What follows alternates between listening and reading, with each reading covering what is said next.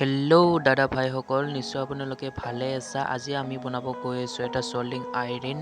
এইটো মই গেছ লাইটৰ সহায়ত বনাম যে আমি কেনেকৈ চল্ডিং আইৰণ এটা সহজতে বনাব পাৰিম। এইটো মই নৰ্মেলি বনাইছোঁ, পাছৰ ভিডিঅ'ত আৰু বনাম। তাৰ কাৰণে আপোনালোকে ভিডিঅ'টো চাই কিনে ছাবস্ক্ৰাইব কৰি দিব, নিশ্চয় লাইক কৰি দিব। মই এলুমিনিয়াম লৈছোঁ আৰু এটা সৰু গেছ লাইটাৰ লৈছোঁ আৰু এটা পিন লৈছোঁ।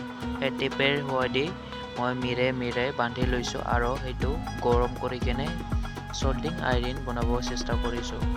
এইটো এটা সৰু এইখিনি এলুমিনিয়াম মই ঘৰতে পাইছোঁ, যিহেতু মোৰ ঘৰত বেয়া LED বিলাক আছে।